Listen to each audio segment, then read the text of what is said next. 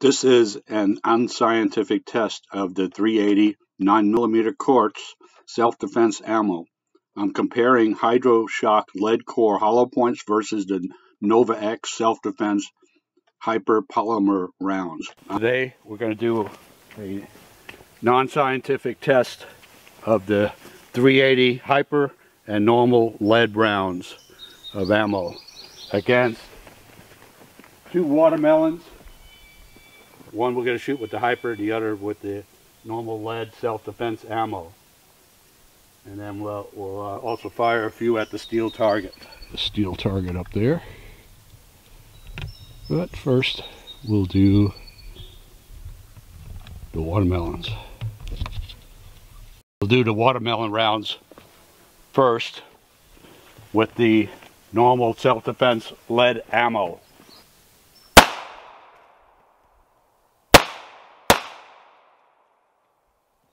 If we got the fallen one or not there. The next one is going to be with the hyper defense ammo, the polymer copper impregnated rounds with the SIG 232.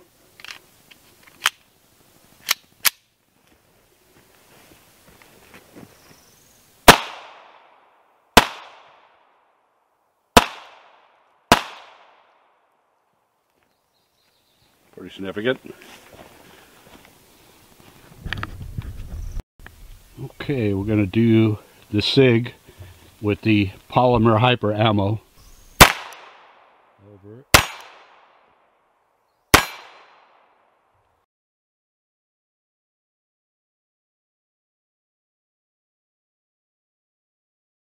The hyper ammo didn't leave much of a mark, nor did it seem to move it at all. We'll try the normal lead self-defense ammo. Firing at the same time.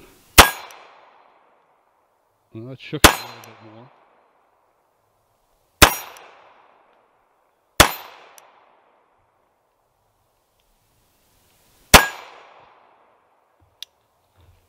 Got a virgin bowling pin also.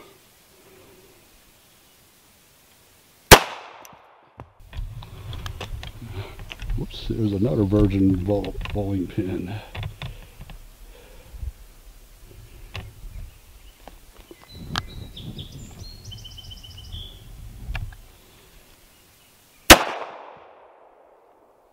No more virgin bowling pin.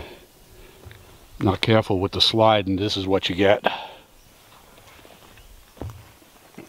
It's the normal self-defense lead ammo.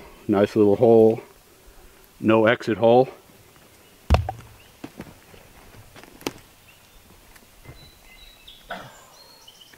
Same goes with this one. Nice little hole, even near the neck. We don't have any exit hole. Okay, most of the rounds here are all from the copper clad self-defense ammo, lead self-defense ammo, and that one is from the hyper polymer ammo.